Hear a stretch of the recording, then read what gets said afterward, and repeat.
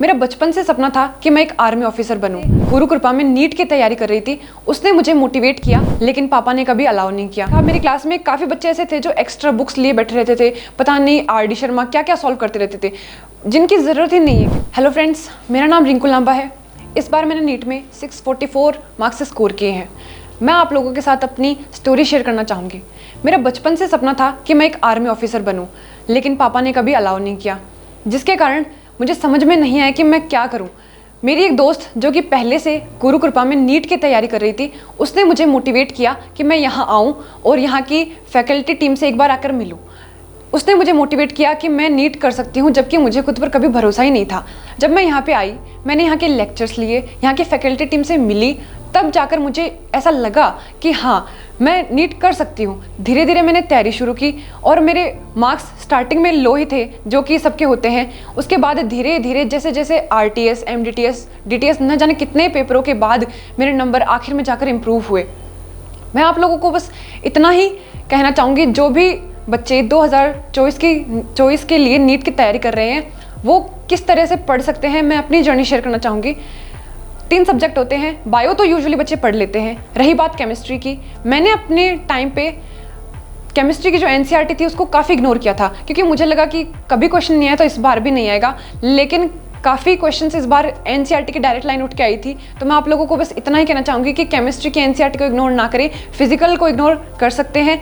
उसके बाद रही बात फिजिक्स की, तो फिजिक्स में से अधिकतर क्वेश्चन वहीं आएंगे जो आपको यहाँ पे तैयारी कराई जाएगी। एक चीज़ जो मैंने अपने फिजिक्स के लिए की थी वो ये थी कि हर चैप्टर के लास्ट में मैंने 2 पेज छोड़ रखे थे। MDTS, DTS में जो भी क्वेश्चन मुझे नहीं आया, वो क्वेश्चन मैंने उसमें नोट डाउन किया, उसको 1 बार समझा, 2 बार समझा। नहीं समझ आया तो यूजुअली टीचर्स मना करते हैं कि फिजिक्स में आपको कोई भी चीज़ रटनी नहीं चाहिए, पर क्योंकि मुझे लगा कि हो सकता है कि आप पता यही क्वेश्चन उठकर पेपर में आ जाए, तो मैंने उन क्वेश्चंस को रट लिया। जब मैं नीट का पेपर देने वहाँ पहुँची, तब जब मैंने देखा कि 3 question as it is DTS के पेपर से उठ के आए थे, तब मुझे बहुत खुशी हुई। मैंने धीरे धीरे याद किया कि मैंने कैसे इस क्वेश्चन को याद किया था, उसे सॉल्व किया और सही आंसर पे टिक करके वहाँ पे आई, जिसके कारण आज मेरा स्कोर इतना आगे आ पाया। उसके बाद अगर मैं आपको कहना चाहूँ ये कि जो टीचर्स होते हैं, उनकी गाइडेंस पे आप अपनी नीट की तैयारी करते रहे। मैंने देखा मेरी क्लास में काफ़ी बच्चे ऐसे थे जो एक्स्ट्रा बुक्स लिए बैठे रहते थे, पता नहीं RD शर्मा क्या क्या सॉल्व करते रहते थे, जिनकी ज़रूरत ही नहीं है। क्योंकि नीट में मैं फ्रेशर थी। नीट में फ्रेशर्स के पास इतना ही टाइम रहता है कि वो यहाँ की मॉड्यूल ही सॉल्व करेंगे। अगर वहीं आप अच्छे से करते हैं तो आप एक अच्छा स्कोर जो है वो स्कोर कर सकते हैं, अदर देन कि आप दूसरी बुक्स में उलझे रहें।